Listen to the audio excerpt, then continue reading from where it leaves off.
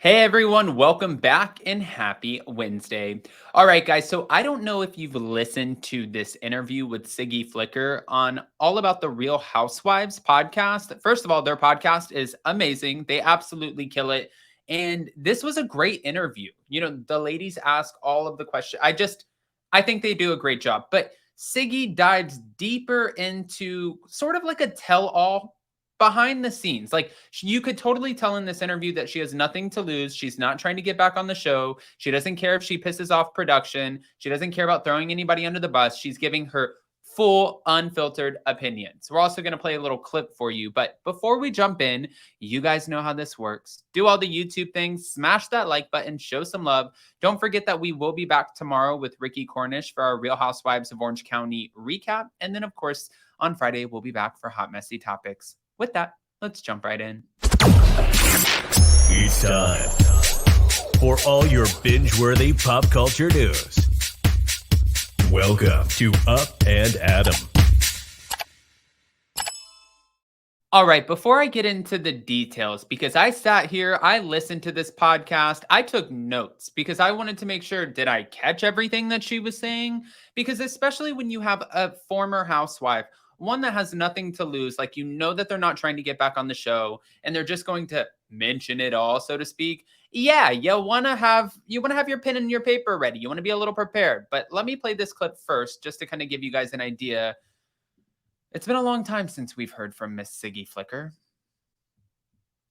Margaret has an arsenal on everybody and tries everybody. To. Yeah. Wait. I'm not going to say, but I want you to use, because you both are very smart. Who do you think supplies her with the arsenal? Production. Yeah. No, it's all phony. Yeah. Some of the housewives that you think are so wealthy don't have a pot to piss in. They rely on these salaries so they can maintain the lifestyle that they don't have if they're not on the show. There are some who have money and there are some who don't.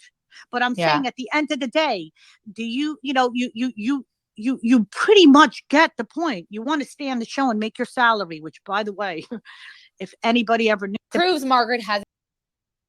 Okay, so when she was going into the which, by the way, we're going to get into that in a second.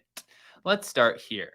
So we kind of picked up where we left off with Siggy in part one of the interview, but she continues to go on and on about Margaret being the reason why she quit.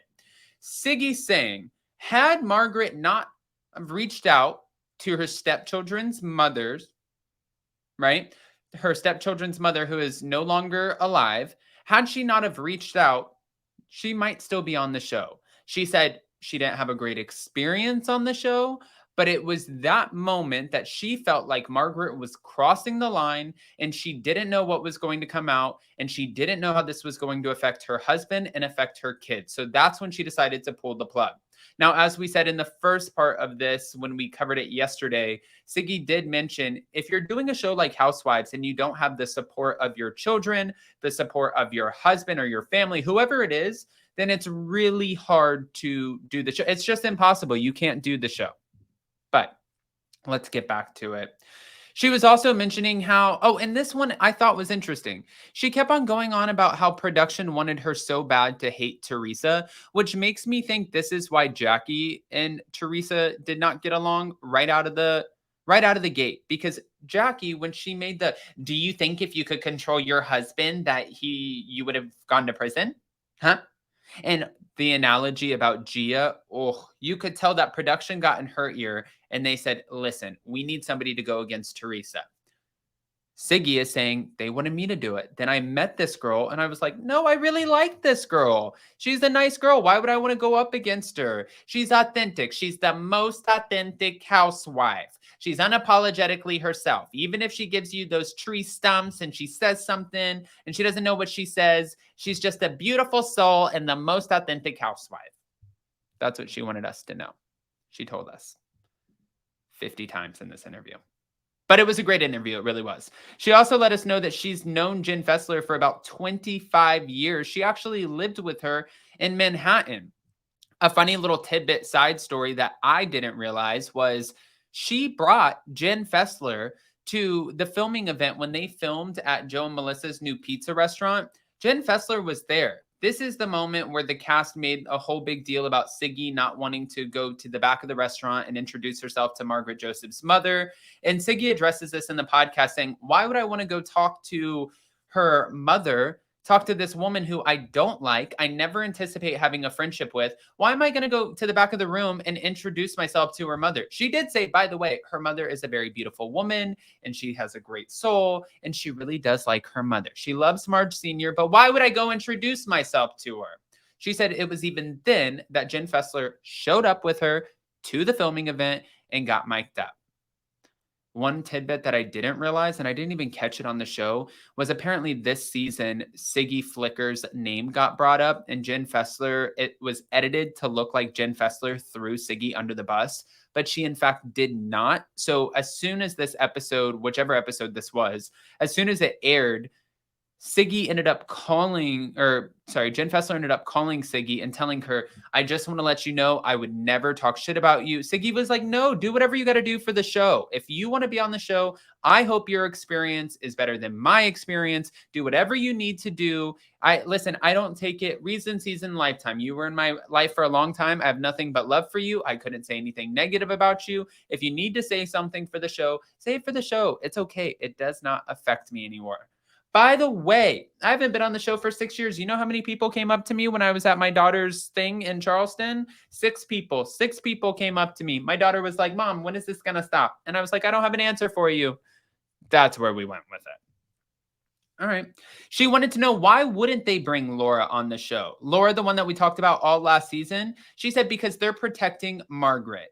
She said Jen Fessler and Margaret met only 9 months ago, which is not the impression I was under from watching the show. But she said, why not bring on a friend of over 40 years? Because you want to know why? She has too much. She has too much and they want to protect Margaret. This is the story that Siggy Flicker is giving and she is standing by it. She's saying that is why they would not bring Laura on the show. It would have been a problem. They don't want to have a problem. So Margaret, as of right now, you are safe. She continued on with letting us know that she really likes Jennifer Aiden, but she's only met her once. When she met her, she thought she was hysterical. She says what she wants, and I knew she would be a really great housewife. Honestly, though, you know what I couldn't believe? I couldn't believe when Margaret had the audacity to call Jennifer, who is a mother to how many children? 4 children, 5 children, of being a drug addict. She believes that production is the one who, just like the audio clip said, supplies Margaret with the arsenal, and it's because it's all phony and they want to keep the stories moving. That's also when she went on, just like you heard in the audio clip, and she starts slamming the housewives because she said most of the housewives put on a facade with their lifestyles, with what money that they don't have. They put on this facade in order to make it look like they're living this over-the-top life that they can only afford if they're on the show, which she did add that little quip at the end. She's like, by the way, if you knew what the salaries were, they're laughable. That's why I had a lot of respect, except for Teresa Giudice's. That's why I had a lot of respect for Bethany Frankel, she said, because Bethany, she came onto the show with nothing. She was unapologetically herself, whether you liked her or not. She was a woman that had the smarts and she knew how to use the platform. She got in, she made her money, boom, turned around and got right back out. Her, LVP, those are women. Those are women who know how to use the platform. All right. Guys, I want to hear what your thoughts are, so go ahead and comment below. Let us know what you think, and more importantly, before you go, don't forget to smash that like button. If you're not subscribed, get subscribed. Don't forget to hit that notification bell, and we'll see you next time. Bye, guys.